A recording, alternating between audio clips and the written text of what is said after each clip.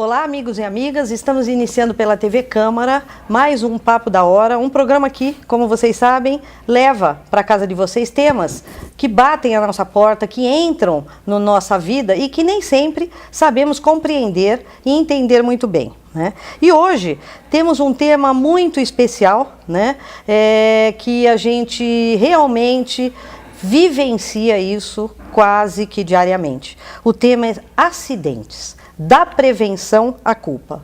E para bater um papo da hora com a gente não traz só convidados ilustres, a gente traz hoje convidados especialistas para nos fazer compreender essa questão dos acidentes.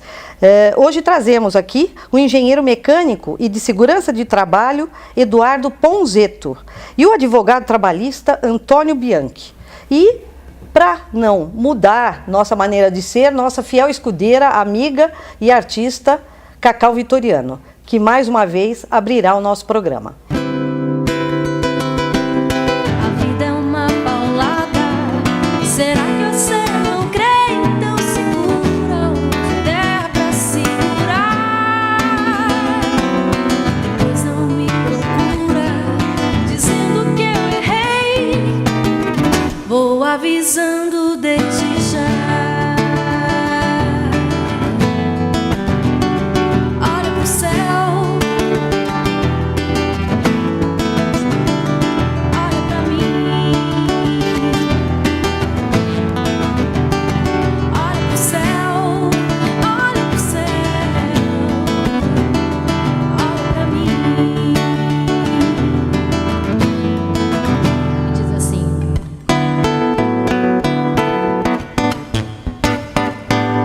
viver e não terá vergonha de ser feliz, cantar e cantar e cantar a beleza de ser um eterno aprendiz. Oh meu Deus, eu sei que a vida devia ser bem melhor e será, mas isso não impede que eu repita: é bonita e é bonita. Mas isso não impede que eu repita: é bonita e é bonita.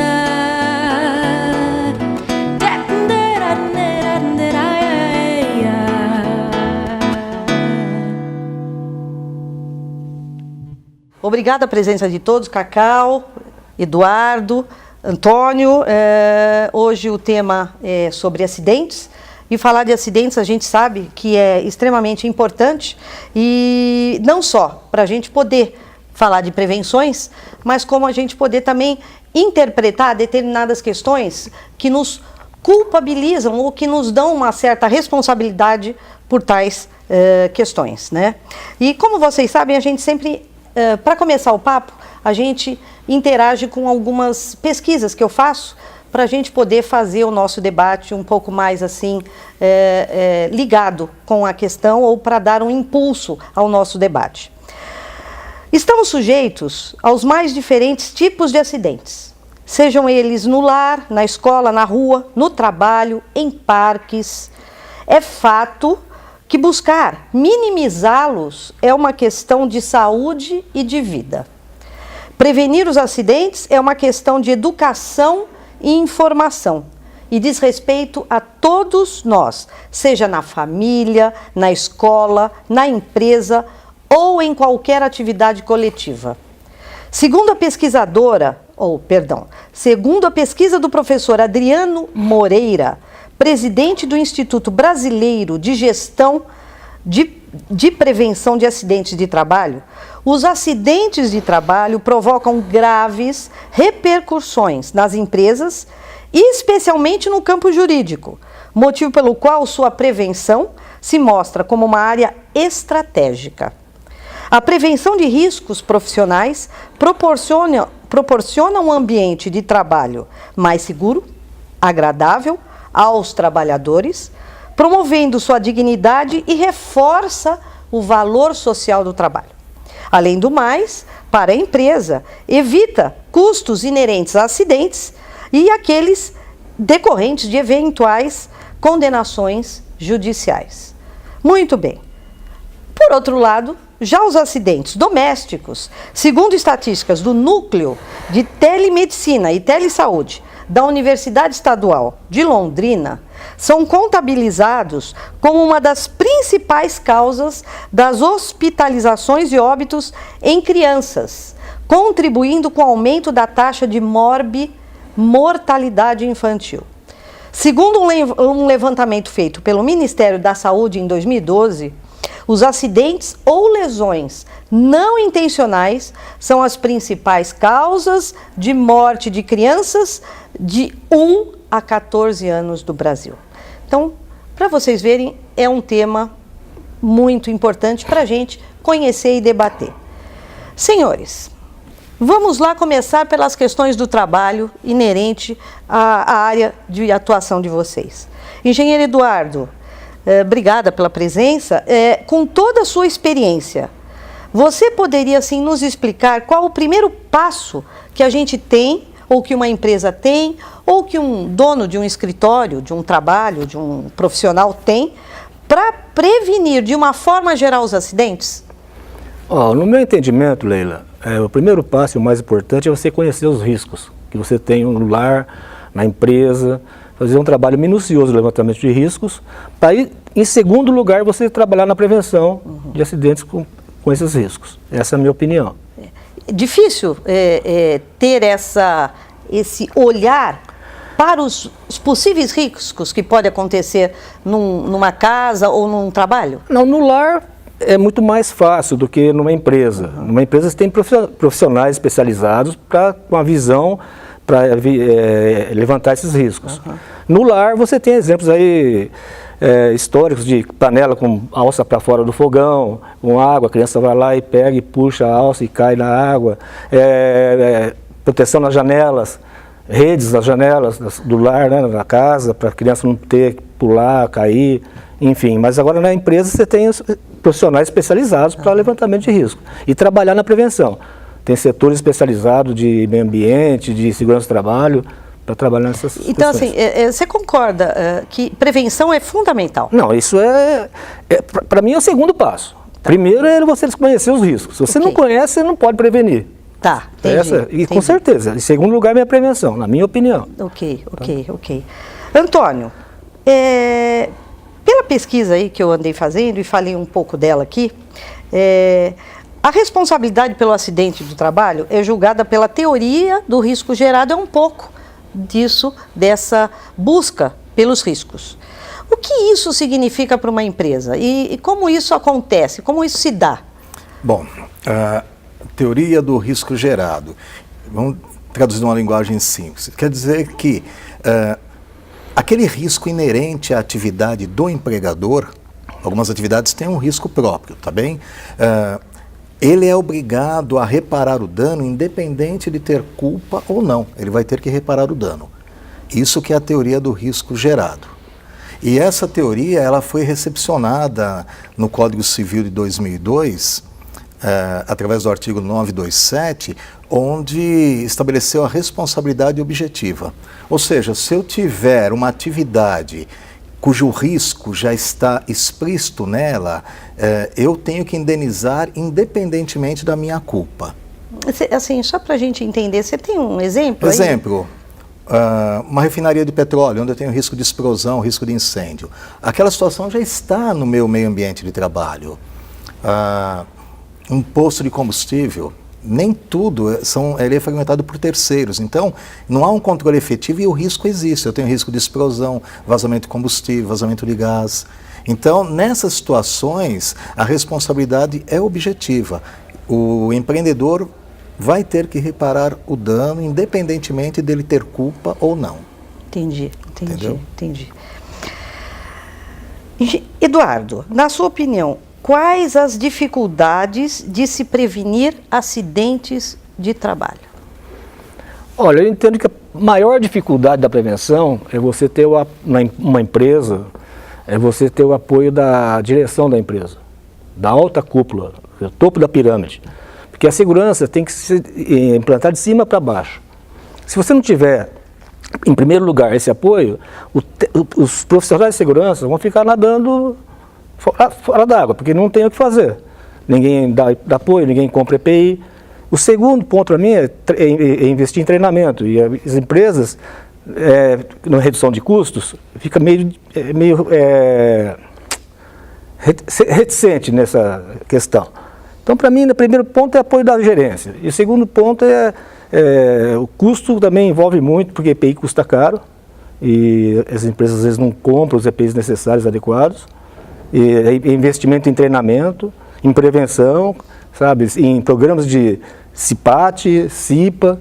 Então, essas são as dificuldades. Então, pelo que eu estou entendendo, assim, as dificuldades são assim, ver se eu compreendi bem, interna, de conscientizar que é importante, lá no topo, cima para baixo, que é importante haver essa prevenção. Então, precisamos criar esquemas, né, de prevenção. E segundo, disponibilizar verba para que isso possa acontecer. Então, são duas questões importantes, a conscientização e a disponibilização de dinheiro para isso. Perfeito. Tem que andar os dois juntos, é isso? Perfeito. É isso? Com certeza. Não adianta ter boa vontade se não fizer.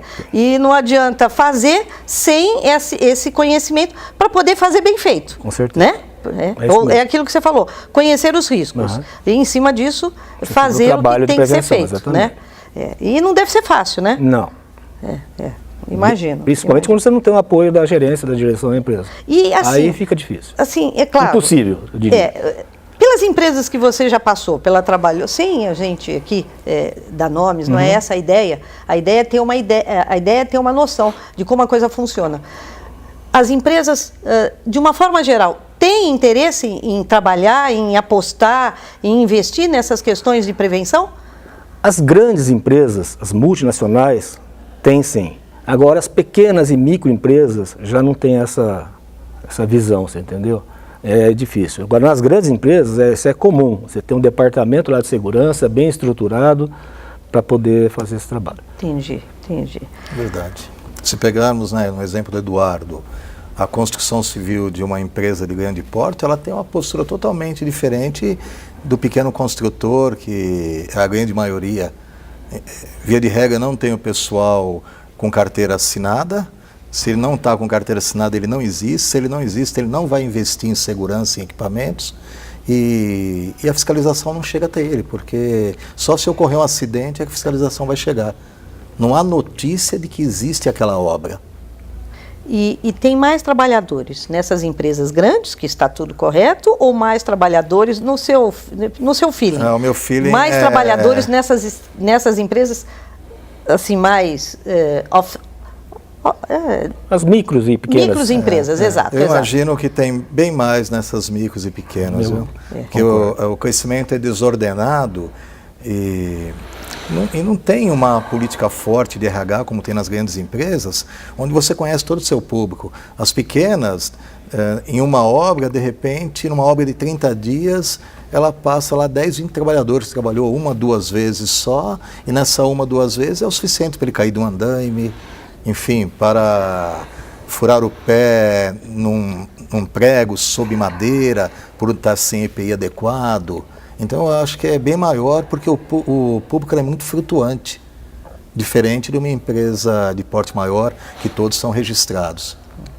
Então, assim, aproveitando essas questões aí que você está falando, se eu disser para assim, se houve um acidente, o acidente aconteceu, ou, me corrija, Antônio, se houve um acidente, o acidente ou aconteceu porque não havia prevenção, ou aconteceu porque a prevenção não foi adequada. O acidente aconteceu. Seja por qual for a razão, todo acidente é passível de indenização? Nem todos, Leila. Como o Eduardo disse, eu tenho que identificar o risco, fornecer equipamentos adequados, treinar ao uso desses equipamentos e fiscalizar o uso. É isso que a nossa legislação exige do empregador. Então, eu identifico, forneço, treino e fiscalizo. Se eu estiver numa fábrica, fizer tudo isso, um ambiente ruidoso como exemplo, e eu não fiscalizar se o colaborador está usando o EPI, eu deixei de cumprir a 4ª etapa, que é identificar, fornecer, treinar e fiscalizar. Se eu fizer tudo isso, com certeza eu vou ter uma situação processual muito favorável, tá bem? Porque aí pode acontecer acidente por negligência do trabalhador. Nós temos situações, eu pelo menos já trabalhei em 3 casos, nós temos a situação do suicídio no meio ambiente de trabalho. Ele é olhado, muitas vezes, abre uma CAT como acidente, na realidade não é acidente. Isso acontece por situações externas ao meio ambiente de trabalho. Para a cabeça do trabalhador, essa situação ela vai permitir com que a viúva receba uma indenização securitária, que ela receba um benefício por acidente de trabalho que é maior, e não é verdadeiro, porque se apurar que houve, é investigado tudo pela Polícia Civil. Se chegar à conclusão de que aquilo foi um suicídio, acabou a indenização, acabou o benefício especial, vai ter sim uma pensão comum, mas não especial. Nossa, nunca pensei nisso. Mas acontece, eu já trabalhei em 2 casos, é triste e passa pela cabeça da pessoa muitas coisas, dentre elas, de repente, ele tem um desafeto que é o chefe, com isso eu vou atrapalhar a vida dele, ele vai responder criminalmente. Então ele pensa em tudo, pega no mau momento, acaba fazendo tendo uma atitude deslocada dessa, se envolve, entra numa prensa, enfim, algo que não tem um dispositivo de segurança adequado, ou que foi burlado. É muito comum burlar dispositivo de segurança. O empregador, entre outras coisas, o Eduardo é engenheiro, ele sabe disso, ele tem um papel muito difícil, porque ele tem que fornecer um equipamento seguro. E muitas vezes esse equipamento seguro ele pode ser burlado. Então, além de fornecer um equipamento seguro, ele tem que pensar em várias formas de evitar essa burla, sabe? Você pegar uma norma regulamentadora específica de máquinas e equipamentos, salvo engano é a número 12. NR12. NR12 é uma norma regulamentadora do Ministério do Trabalho que fala das máquinas. Eu tenho que colocar tanto dispositivo na máquina para que, se ele tentar dar um bypass num dispositivo... Tem outro que segure. Exemplo. Comando bimanual numa prensa. Ele tem que colocar os 2 dedos, um em cada botão ao mesmo tempo, para que a prensa dispare. Ele não pode colocar o dedo em um braço, ficar se coçando, esquece, põe a mão e perde a mão. Então tem que ser os 2 dedos. Mas por essa norma trabalhista, além desse comando bimanual simultâneo, eu ainda tenho que ter uma cortina de luz que, se ele violar e for colocar a mão, a cortina trava o equipamento. Então, sobra o quê? Sobra essa hipótese infeliz do suicídio, do cara burlar tudo e enfim, causar o dano, pensando numa vantagem que vai ficar para a família, pensando, de repente, até em prejudicar um chefe, um desafeto, e na hora da investigação, tudo isso aí cai por terra. Interessante. Deixa eu te fazer uma questão que é mais, assim, de curiosidade mesmo, né? Okay. E de falta de conhecimento. Me parece que houve uma mudança nessas questões da lei trabalhista, e se eu contrato alguém para arrumar um sofá, para arrumar um telhado, e essa pessoa, não se preocupe com tudo, eu tenho todos os equipamentos necessários, eu vou lá e faço. Há um acidente, a pessoa se machuca lá e fica sem trabalhar por causa do machucado. Eu sou a responsável? Eu posso falar também por estar atuando em casos reais, sabe? É que isso sempre foi, não é da mudança. Que nós nunca nunca olhamos isso com tanto cuidado, com tanto carinho, mas a responsabilidade do empregador PJ ou do contratante pessoa física é a mesma. Eu tenho situações aí onde o pedreiro e o servente, nenhum dos dois com carteira anotada, o rapaz de 22 anos caiu de um andaime de 3 metros, bateu a cabeça e morreu. Morreu aos 20 anos. Então, o dono da casa, que é leigo, ele só é o dono da casa, é a casa para a moradia. Ele vai ter que indenizar essa vida aí. E se eu estiver contratando uma empresa? Aí já muda, mas voltando nesse caso aí, a segurança seria, mesmo eu, pessoa física, eu teria que registrar esse cidadão. Porque se ele sofrer um acidente, ele tem a garantia do Estado. Certo. Tá bem? Eu tenho que registrar sempre. É que a maioria das pessoas nunca registra por causa do velho custo. Mas eu tenho que registrar, eu tenho que, sendo meu, vamos pensar na situação real, é meu trabalhador. Se ele não vier com cinto de segurança, eu vou ter que comprar o cinto. Mas não é só isso, eu tenho que saber se ele tem uma saúde ocupacional, através de um atestado de saúde, para trabalhar em altura. Eu tenho que saber se ele está treinado a usar o cinto. Eu tenho que saber tudo isso. Então é melhor contratar uma PJ. Porque aí eu exijo dessa PJ tudo isso. Se essa PJ me apresentar lá um cidadão registrado, equipamento de segurança, um laudo do engenheiro, que toda empresa tem que ter, o exame médico dele, ok, ele entra na minha casa. Do contrário, se ele cair do teu telhado, você responde, não do ponto de vista trabalhista, ter que anotar a carteira, mas na parte civil, na parte indenizatória, você responde junto no dano moral, na indenização que for aplicada nesse processo. Então, Antônio, só para fechar. Sim. Se eu contrato uma empresa para arrumar meu telhado, eu tenho que saber se a empresa está com tudo registrado, nas pessoas que vão trabalhar, eu tenho que saber. Se eu não souber e acontecer alguma coisa, eu também sou responsável. Você responde aí pela omissão. E isso não tem desculpa. A bem da verdade, você vai estar agindo como pessoa física como age qualquer empresa multinacional da nossa região, não importa o porte. Para qualquer um entrar lá e prestar um serviço, eu tenho que dar toda a documentação dele, para ver, chamamos isso de preleção de segurança. Eles vão ver tudo aquilo e dependendo da empresa, vai pedir até certidão negativa dessa empresa para saber se ela não é falimentar ou se ela é devedora, porque se acontecer alguma coisa, eu ainda tenho a garantia de recuperar dela eventual valor que eu venha a pagar no entendimento judicial de que eu tenho a culpa. Muito elucidativo. Tá? Obrigada, viu, Antônio? Muito legal.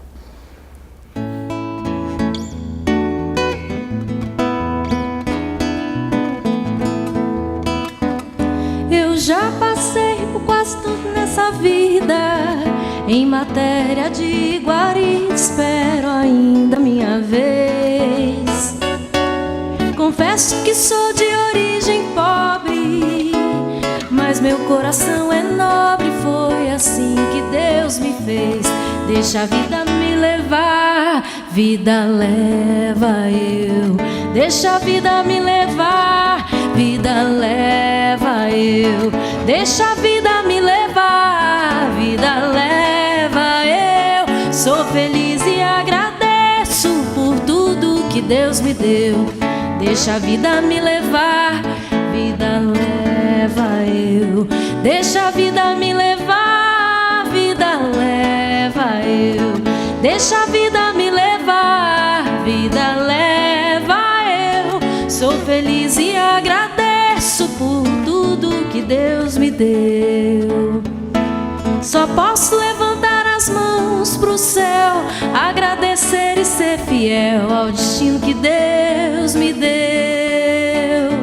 Se não tenho tudo o que preciso, com o que tenho eu vivo, de mansinho lá vou eu. Se a coisa não sai do jeito que eu quero, também não me desespero.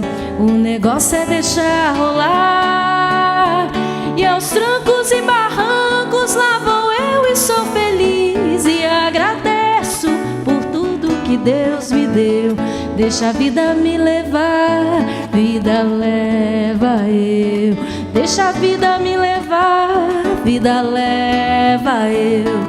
Deixa a vida me levar, vida leva eu. Sou feliz e agradeço por tudo que Deus me deu.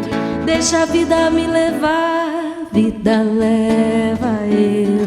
Deixa a vida me levar, vida leva eu. Deixa a vida me levar, vida leva eu. Sou feliz e agradeço por tudo que Deus me deu.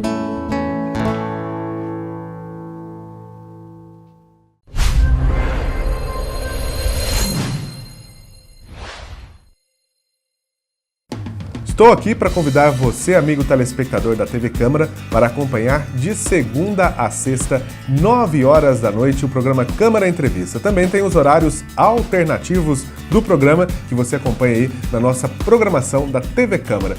De segunda a sexta, Câmara Entrevista, aqui pela TV Câmara Pouso Alegre.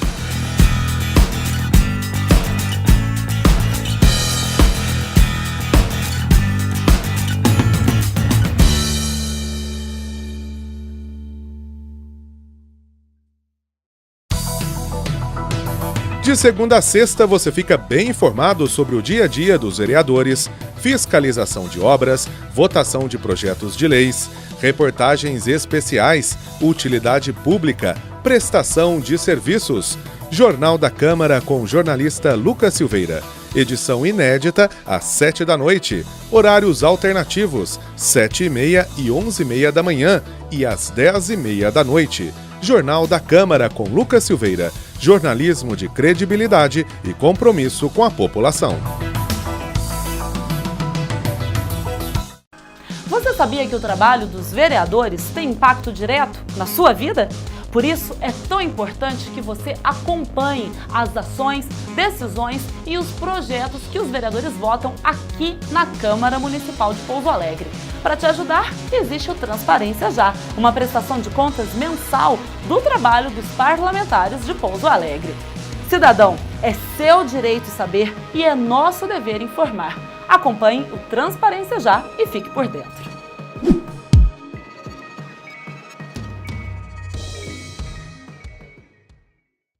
A Câmara de Pouso Alegre facilita a sua vida. O CAC tem novos serviços. Conheça e aproveite. Cartão Nacional e Municipal do SUS. Nota Fiscal Eletrônica para Produtor Rural. Cartão do Produtor Rural. Impressão de Declaração Eletrônica de Acidente de Trânsito, Boletim de Acidente de Trânsito, danos pessoais causados por veículos automotores de via terrestre e consulta de multas veiculares. O CAC oferece ainda a emissão do CPF, além dos serviços já tradicionais, balcão de empregos, agendamento para carteira de trabalho, agendamento para carteira de identidade e confecção de currículo. O CAC funciona na Câmara Municipal de Pouso Alegre de segunda a quinta-feira, do meio-dia às 6 da tarde e na sexta-feira, das 8 da manhã às 2 da tarde. Mais informações, ligue no 3429-6512. Câmara Municipal de Pouso Alegre. Novos serviços para melhorar a sua vida. Homem que gosta de construir, mulher bonita me faz sorrir. Cidade cresce, vai se expandindo, já é orgulho pro meu país. Vive, trabalha, estuda e é feliz. Aqui o sonho é realidade. Quando cheguei aqui para viver, eu consegui tudo que sempre quis.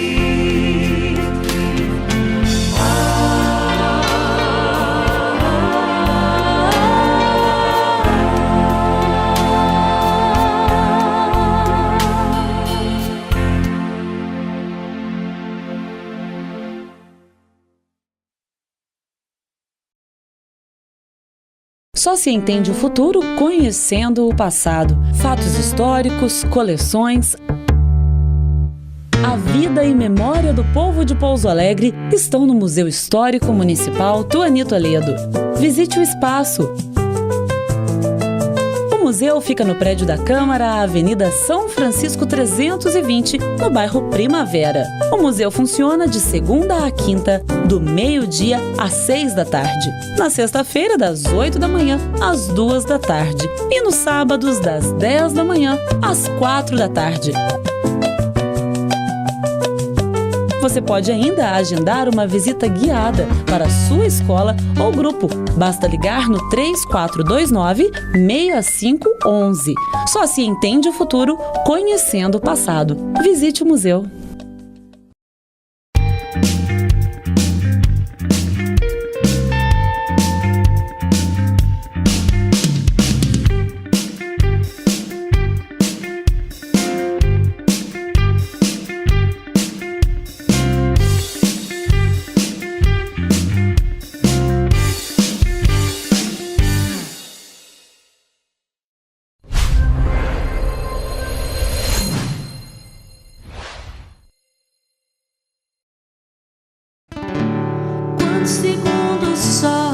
chegar para realinhar as órbitas dos planetas, derrubando com a sombra exemplar o que os astrônomos diriam se tratar de um outro cometa. Quando o segundo sol chegar para realinhar as órbitas dos planetas, derrubando com a sombra exemplar o que os astrônomos diriam se tratar de um outro cometa.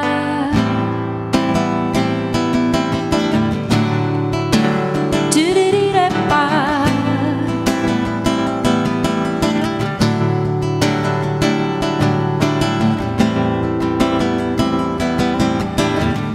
Não digo que não me surpreendi. Antes que eu disse, você disse, eu não pude acreditar. Mas você pode ter certeza de que seu telefone irá tocar, yeah, em sua nova casa que habita agora a trilha, incluído nessa minha conversão. Eu só queria te contar que eu fui lá fora e vi dois sóis um dia, e a vida que ardia sem explicação. Explicação, sem explicação, explicação. Não tem explicação, não. Explicação, sem explicação, explicação. Não tem explicação, não tem, não tem.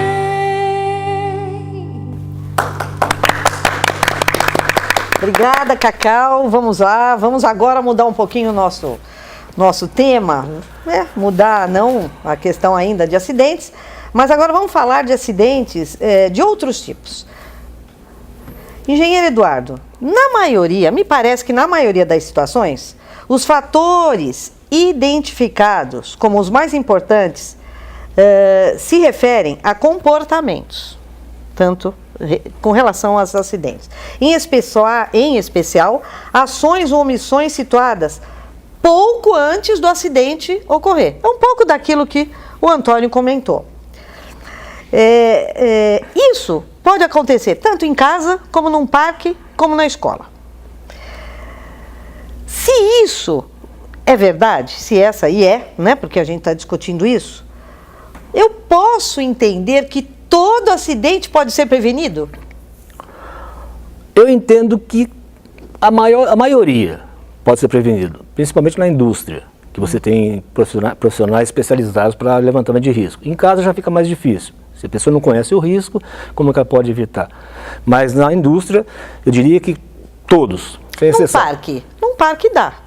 O parque já fica meio difícil, porque tem a roda gigante, você não sabe que tipo de manutenção foi efetuado, se já teve acidentes já em vários parques que a gente conhece, tem conhecimento, aí fica mais difícil. Mas se tiver uma manutenção preventiva bem feita nos equipamentos, trabalho de prevenção, de treinamento de quem está operando os equipamentos, aí com certeza você vai ter que minimizar o risco. Então, se pensar nessa questão, eu posso, tomando todos esses cuidados, eu posso prevenir, digamos assim, a maioria dos acidentes. A grande maioria, 99% eu queria. Se eu sei que uma roda gigante precisa disso, de um outro equipamento, disso, e quem trabalha lá está habilitado e conhece o que faz, eu acho que é difícil, né? Muito difícil ter um acidente. Os acidentes ficam em menos frequência. Com certeza. Então, na verdade, com responsabilidade, compromisso e vontade, a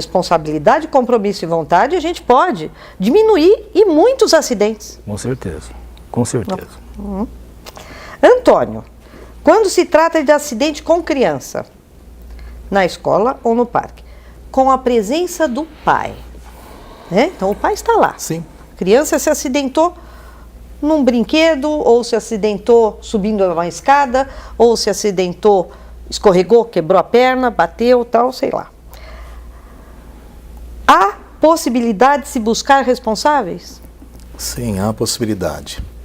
Veja bem, pegando o exemplo do Eduardo, nós temos situações de parques, todos eles, antes de ter o funcionamento liberado, ele tem que ter um alvará da prefeitura ou um alvará de bombeiro. Mas nós sabemos que, na grande maioria, esse alvará ele acaba sendo efetivado e aquela situação do parque ela é mudada após a concessão.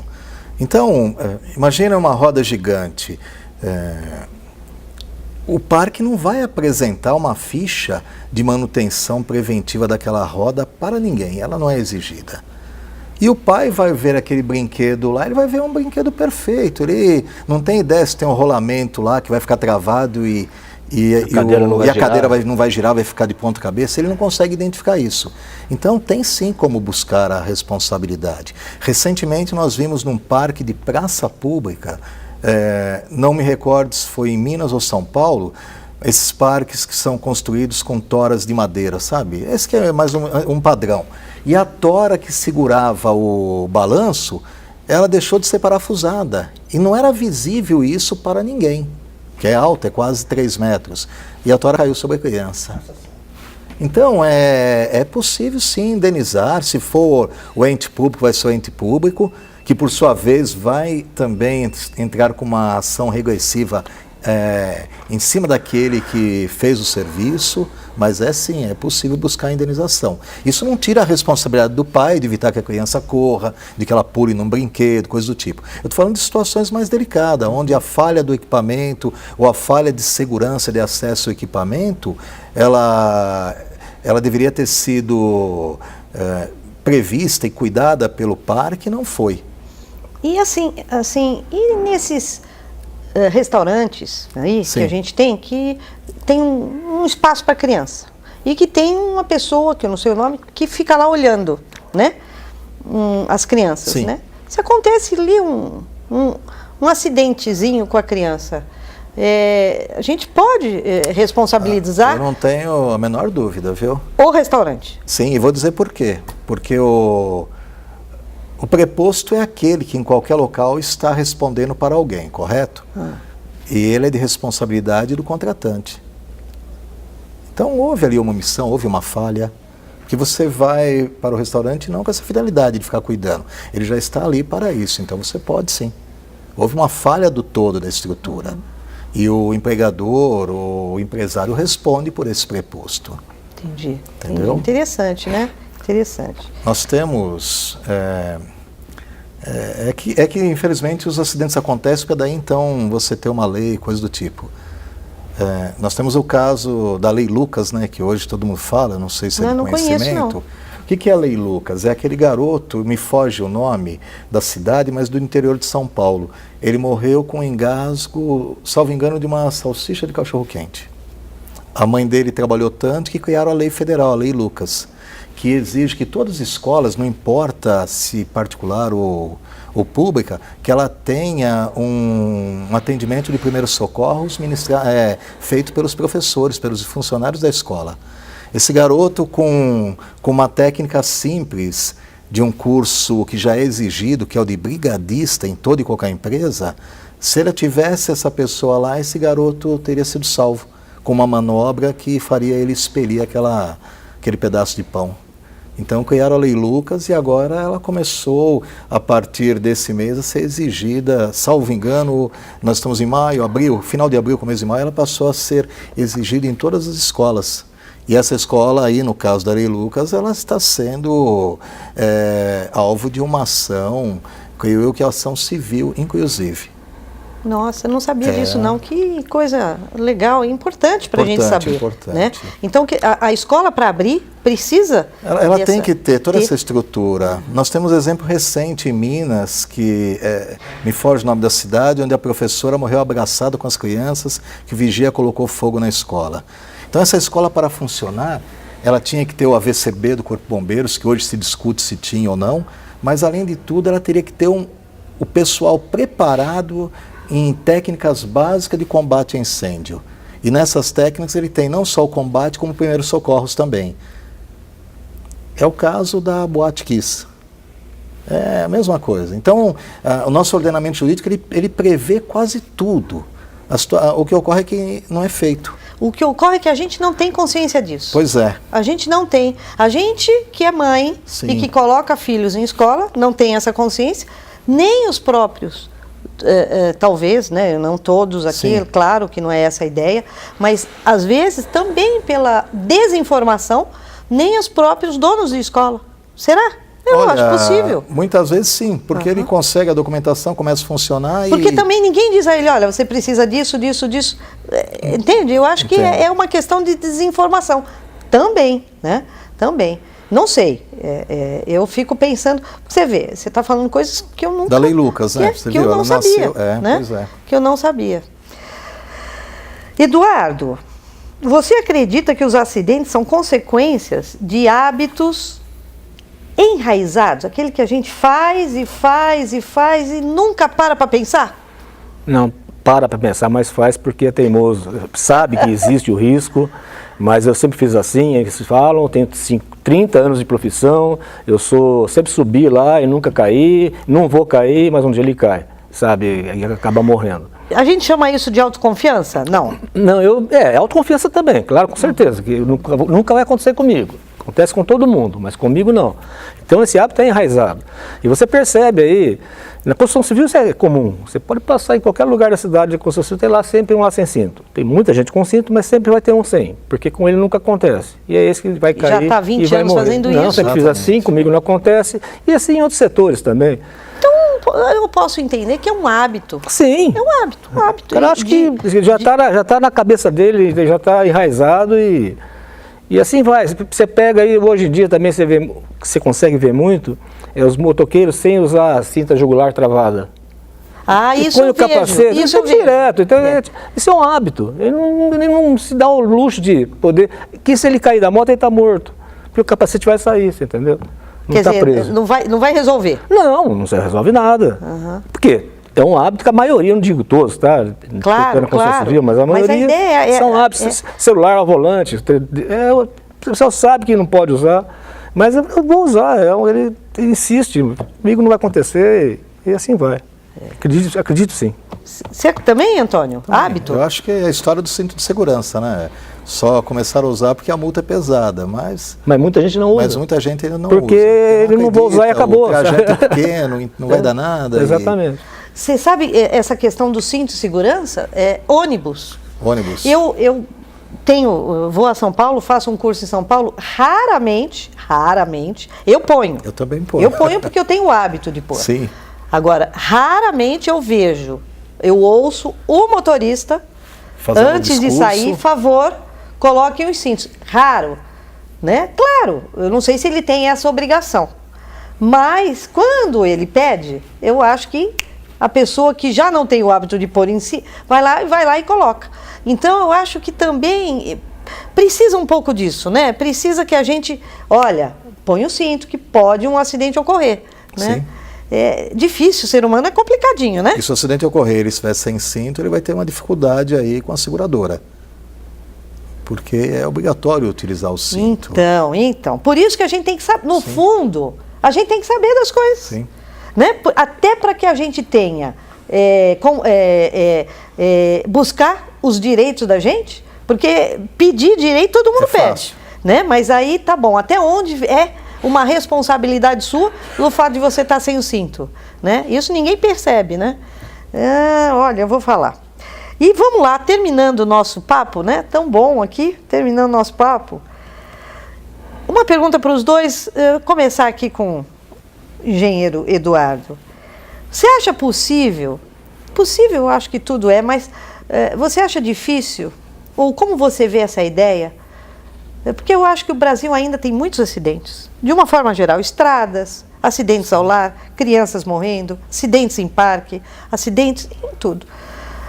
Você acha difícil a gente mudar essa nossa estatística, criar uma cultura de segurança? Leila, A cultura de segurança já existe nas grandes empresas, nas multinacionais. Já vem da Europa, quando elas são europeias, ou já dos Estados Unidos, quando são originadas nos Estados Unidos. Essa cultura já existe. Quando a empresa é implantada no Brasil, ela já vem com essa cultura. Agora, as micro e pequenas empresas não têm essa cultura. Muitas delas, a maioria não tem. E sim que é possível, falando de segurança, trabalhando em grupo, falando da importância da segurança, para criar essa cultura da empresa. Ela já existe, está nas grandes empresas, é muito forte, inclusive. Vocês têm preleções de segurança para entrar na empresa, já apontando os pontos de risco para quem for visitar a empresa. Então já existe. Tá? Antônio. Concordo com o Eduardo, sabe? A maioria das empresas, elas investem muito e os pequenos ainda estão distantes de aplicarem de forma adequada essa cultura. O custo hoje de você ter um departamento de segurança, como o Eduardo fala nas grandes empresas, ele é bem elevado. Mas não justifica essa omissão do pequeno. Por quê? Porque ele tem como fazer esse trabalho através de associações onde ela oferece os profissionais de segurança com um custo bem menor. Ele não tem que necessariamente ser meu empregado, eu posso terceirizar isso, eu posso pagar pelo evento. Então é questão realmente de querer fazer, de querer evitar e mudar isso. Tá bem? Difícil, eu não sei, viu? Vocês são os especialistas, vocês trabalham a gente do lado de fora aqui, né? A gente, às vezes, a gente não tem todo esse feeling, né, que vocês têm. Mas eu acho que a gente podia investir mais, sabe, conscientizar mais. Eu acho conscientização fundamental. Eu entendo o que vocês falam, concordo com o que vocês falam, mas eu acho que conscientização é fundamental, sabe? Escola, conscientizando, principalmente escola lá de pequenininho, fazer. Por exemplo, eu vejo acidentes em casa, acidentes são bobos. Sim. Acidentes bobos, né? Que mãe que a gente pode considerar que é relaxada e que deixou um filho cometer um acidente? Jamais. Às vezes é falta de prever riscos. Sim, de conhecer o risco. De conhecer o risco. E falta de conhecer o risco é desinformação, eu acho. Eu entendi o que você falou, você fala em trabalhar o comportamento. Uma mãe que perdeu um filho, acho que não faz muito tempo, ano passado, no Nordeste, que ela estava com a outra criança na cozinha, o menino, né, que devia ser uma espoletinha, na janela do banheiro, subiu e caiu. No 10º andar, sei lá, de Fortaleza, eu não lembro bem de onde era. Então, qual é a mãe, em sã consciência, que vai pensar que quer dizer, tem que pensar. Sim. Né? Eu sei que tem que pensar, mas que culpa maior, né, acontece com uma coisa dessa, se a culpa maior já é perder um filho. Sim. Né? Eu sou mãe, né? A culpa maior, não tem que culpar, mas como fica? Então, eu acho que é falar, né? Conscientizar. A gente precisa disso aqui, tantos que a gente acha que conhece tudo. Imagina, eu aí, você falando dessas leis, de coisas que eu não conhecia, né? Eu acho que, não sei o que você pensa disso. Então, o Eduardo citou a questão do ambiente doméstico, né? É que no nosso mundo, a gente jurídico e do dia a dia, a gente vê mais esse tipo de acidente. É a queda da janela, é o dedo na tomada, é a panela que virou, mas tem outra coisa que acontece com muita frequência. E você falando, eu estou imaginando, realmente daria para fazer nas escolas, pensando não só no público criança, mas nas mães, as mães mais simples, mas morre muita criança afogada de um ano e meio. É o balde, a bacia que ela esqueceu lavando roupa, largou ela, saiu gatinhando, caiu e afogou na bacia. É muito comum. Então, realmente falta dar esse choque de realidade a nível de prevenção. Né? Se as escolas pudessem reunir as mães, berçário, tudo, Sim. né? Para ir e falar um pouco disso. Né? Sim. Não sei, eu acho que, eu não sei se é por o meu instinto de professora, né? Que a gente tem, e de mãe também, né? Que a gente tem essa preocupação de querer falar sempre mais, né? Tá certo. Eduardo, quer falar alguma coisa para a gente fechar? Eu entendo que tudo começa no lar. depois na escola, mas o primeiro passo é no lar, são os pais orientando, os avós orientando os pais orientando os filhos, assim por diante, dos riscos que existem lá no lar. Criança não pode, puser o dedo na tomada, você vai levar choque. Não, põe a proteção na tomada. Não pode, porque criança não tem noção, um ano e meio ela não sabe o que é choque, o que não é choque, né? E depois na escola. Eu vi um trabalho interessante esses dias de, você fala conscientização, mas não adianta o governo estar fazendo um trabalho de conscientização de não uso do celular ao dirigindo, né? Na televisão.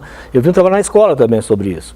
Um instrutor dizendo do perigo de se dirigir falando no celular.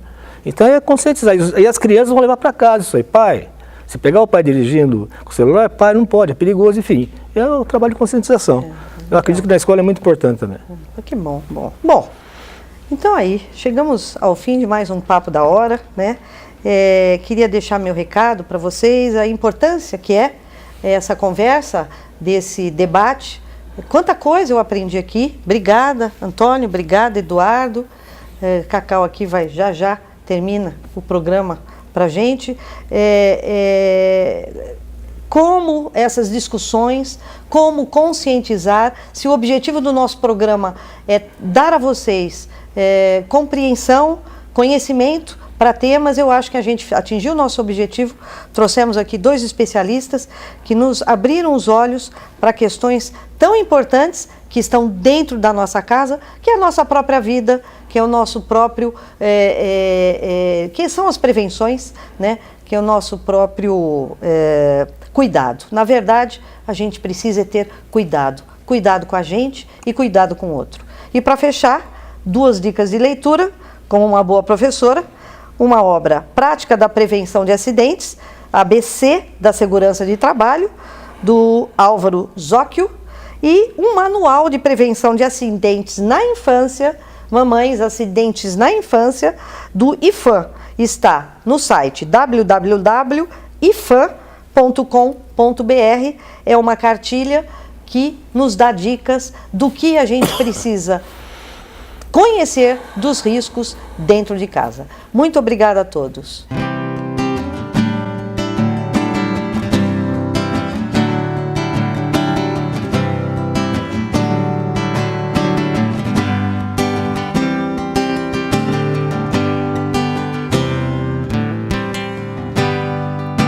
Eu quero um amor tranquilo, eu quero transpor o rio Nilo, levitando de paixão. Eu quero um amor mais verdadeiro, eu quero tudo e por inteiro. Eu quero uma marca profunda no meu coração. Eu quero perder o sentido, eu quero o ar comprimido, eu quero oxigênio, eu quero pulmão, eu quero um impulso mais forte pra pular o abismo que esbarra na solidão. Eu quero você ao meu lado,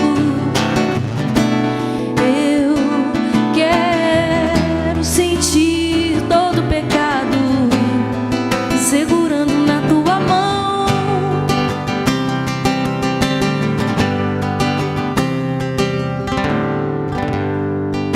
Eu quero o grito silencioso, eu quero o sabor da pele do osso, o corpo suado, o faro apurado do cão. Eu quero um porto sem rumo, um barco sem prumo, sem direção, a felicidade da alma quando toca uma canção. Eu quero